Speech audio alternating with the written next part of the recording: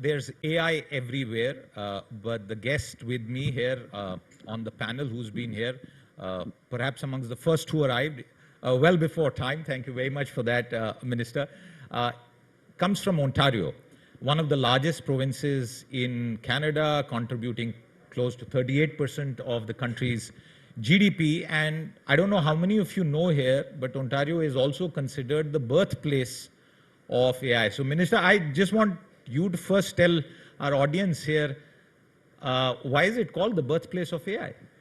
Well, thank you very much, Siddharth. First, I want to say thanks to Kali for the invitation here today and to be able to represent a little slice of Canada. Toronto, Ontario, Canada is widely considered the birthplace of AI. Dr. Geoffrey Hinton, who won his Nobel Prize just last year in machine learning, he began working with machine learning and AI decades ago. So it's basically older news for us. But once we saw the power of it, we began something called the Vector Institute, which has 800 researchers employed in Toronto. We continue to put out students every year. We graduate about 1,100 AI masters. This year we have 1,700 AI masters enrolled. We saw about 17,000 new AI employees just last year alone.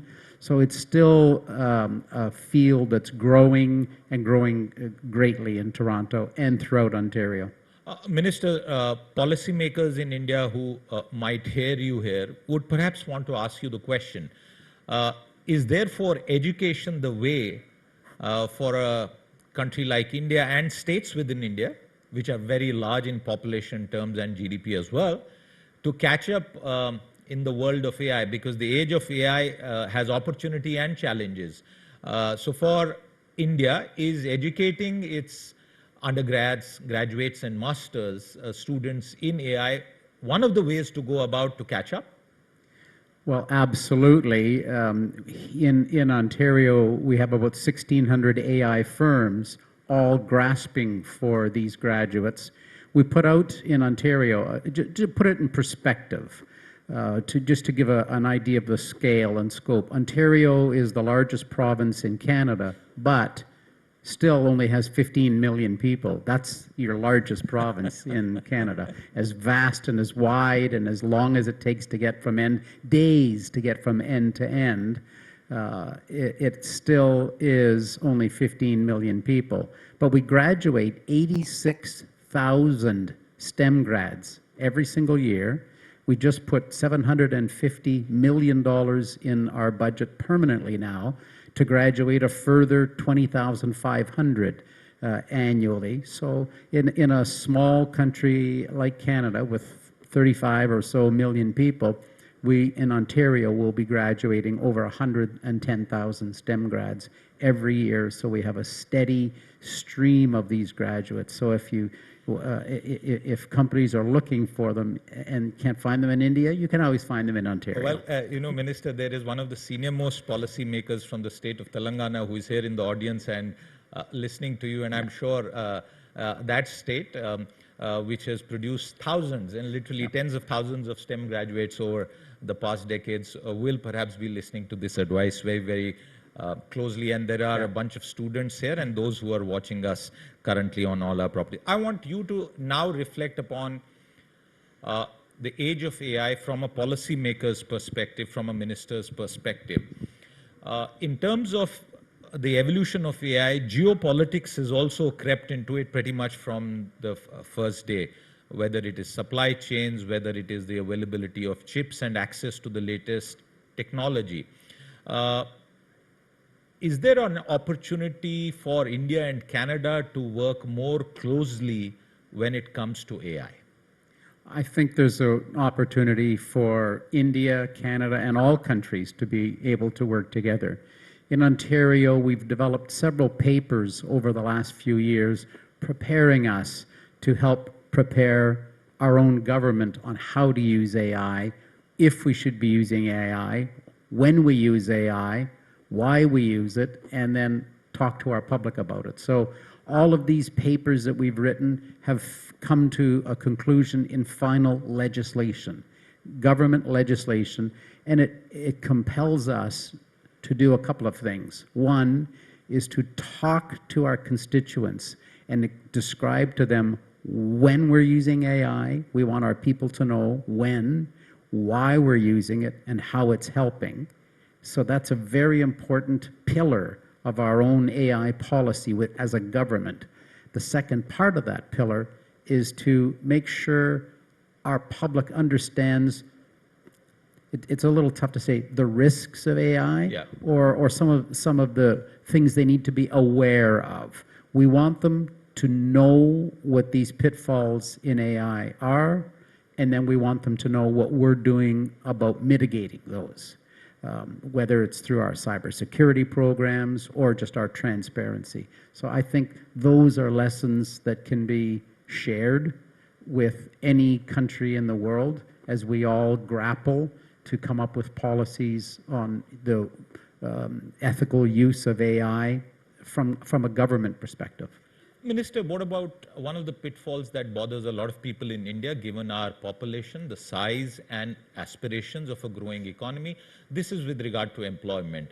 India's IT sector is one of the largest employers. It seems to be a bit under the weather when it, with the risks of AI, particularly on coding and job growth. Do you kind of share that feeling that one of the pitfalls could be on the employment front? Well, this is a very popular discussion. I think I'm going to answer it in a couple of different ways if I have a minute to do Absolutely. that. So first of all, the same way everybody thinks about it, you've got AI replacing the worker. So that's a common thinking. We look at it in Ontario as we are now with 450,000 tech workers. We're the second largest tech cluster in all of North America.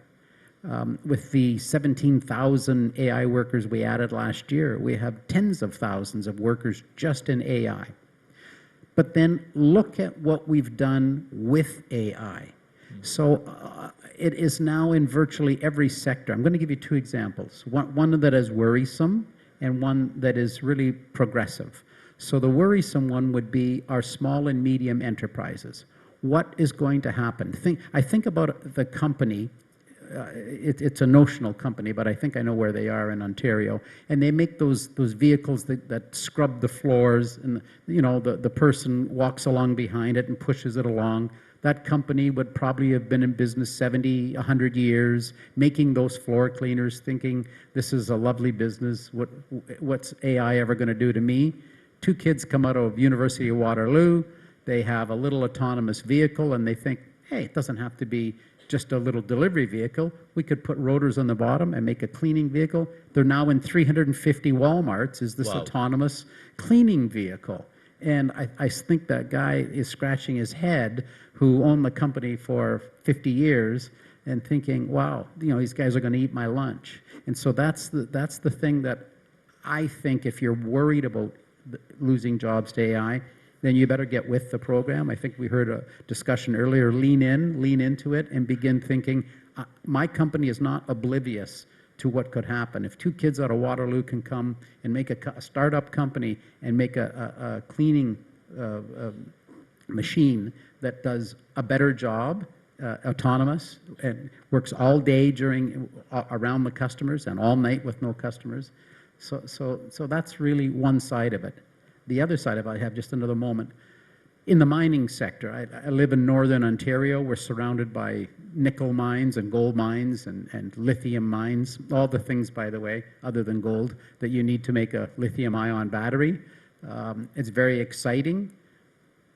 But we've now got AI configured drones that, after a planned explosion deep inside a mine, where you would need days to literally let the dust settle, send men and women in with hazmat suits, detectors of all sorts. Now the blast can occur, a drone can be sent in, AI-guided drone on a pre-programmed path can go in with a sniffer and detect any issues, with thermal vision to see if there's any fissures created, and come back out and give a report 1,000 times better, and made the mine safer.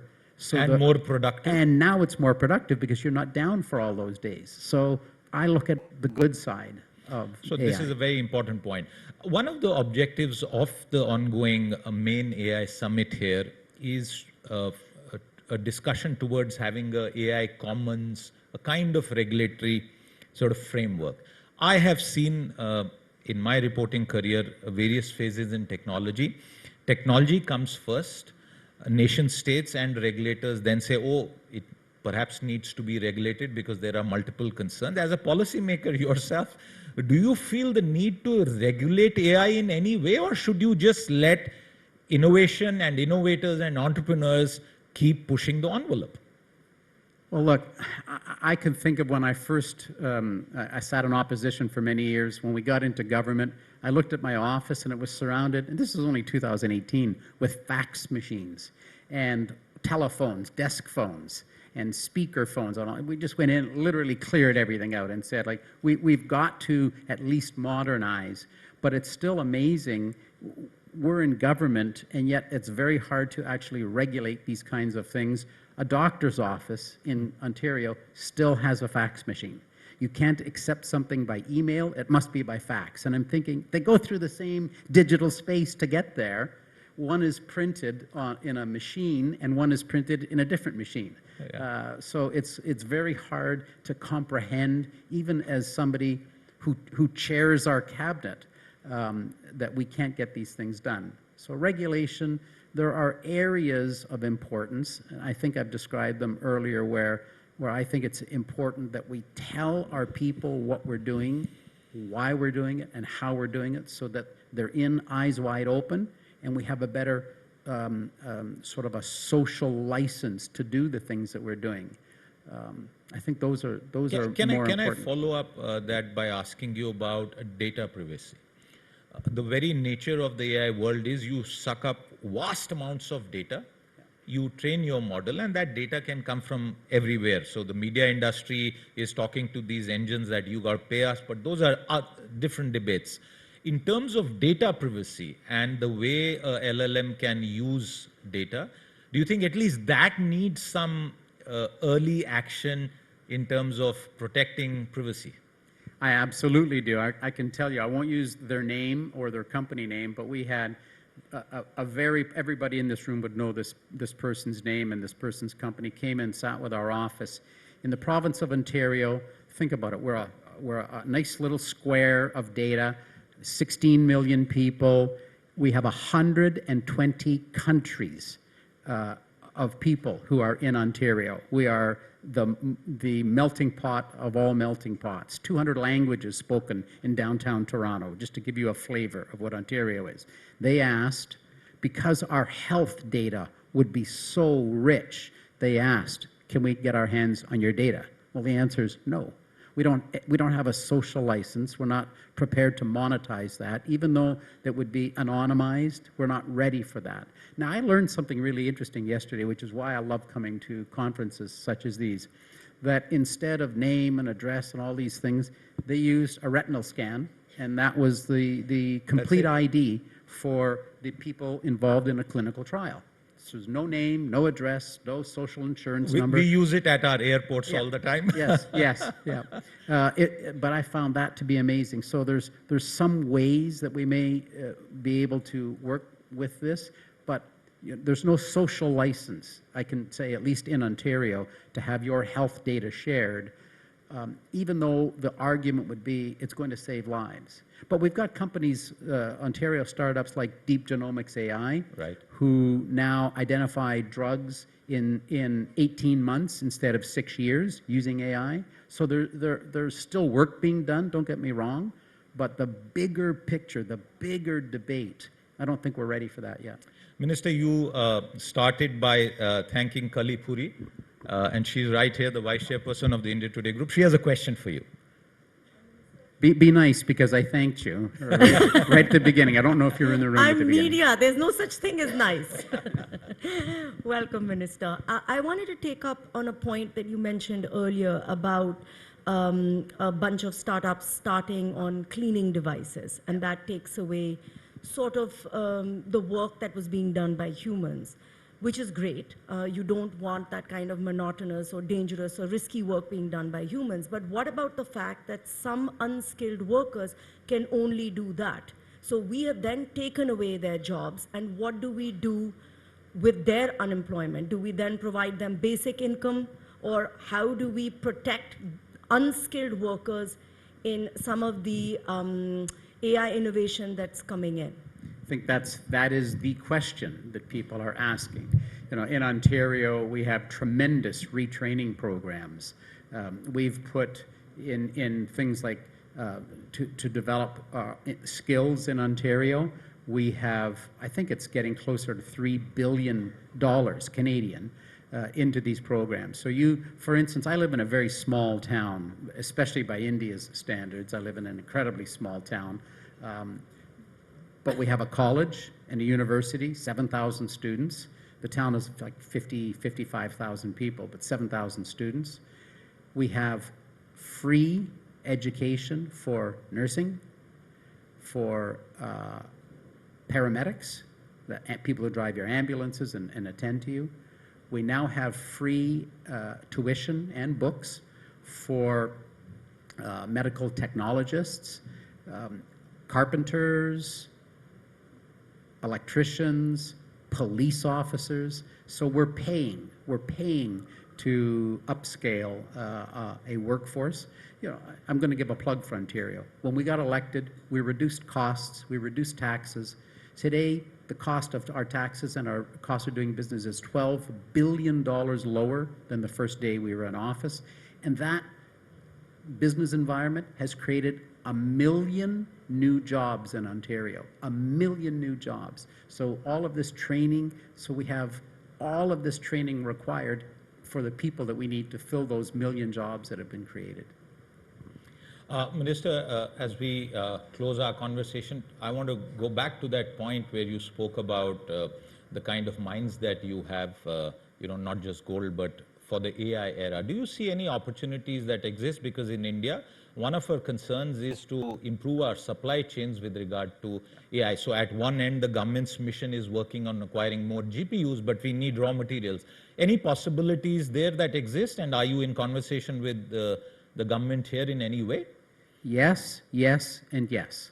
In Ontario, again, we have mines. Put the gold mines aside for a second, because we're talking the critical minerals now. Although at gold, at whatever it is, $5,000 an ounce, we have many, I think. May I interrupt you here? When it comes to gold, I think that's the most critical mineral that Indians love, but please continue your answer. Yeah, I think we have 10 new mines opening in the very near future because of the price of gold. But the critical minerals, cobalt, nickel, lithium, all of these are in abundance in Ontario.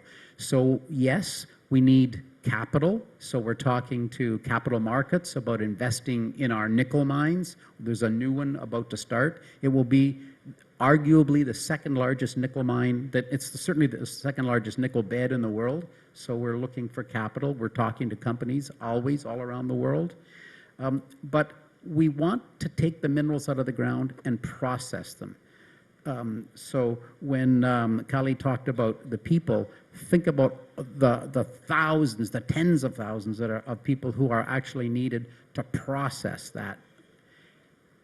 That we have set up a $500 million critical mineral processing fund. We may not have all of the expertise in Ontario to process lithium. We've never done it before, and it's very complicated. So we have Mitsubishi from Japan coming over to join at, I think, a 25% take of one of the lithium companies to help process. India, companies in India certainly are able to come to Ontario, participate from a capital perspective and from an equity perspective and from an actual facilitation perspective, an operation perspective in processing of cobalt or processing of lithium. And then those minerals are for sale. We want the value added in Ontario and then take them away if you've got things. One very final question. You know, there was a bit of issue between India and Canada, more than a bit perhaps, but we seem to have kind of moved on from there. What's the future for India-Canada ties? I know you can't speak on behalf of the federal government, but as a leading policymaker and politician in the country, what's the future of India-Canada ties looking like to you? I think it's very strong. First of all, during any geopolitical challenges that our federal governments may have had in the past, Ontario, my office, we're here every year, a couple of times a year, year after year after year. And during those challenges, we were asked by the media about that, and we just said, look, our governments, our federal governments will figure that out. We're here from the province of Ontario to tell you the business fundamentals have not changed between us, so let's just take our jackets off, roll our sleeves up, and get to work. So that's what we were able to do. I think I would say, flat out, India is a reliable partner to Ontario and to Canada, full stop. Well, it is full stop on the time for this session, but before I let you go, those wonderful shoes that you are wearing, I mean, AI is never going to come for that, right? These are made in Canada. Okay, all right. Thank you very much for taking out time and being with us here for this session today. Thank you.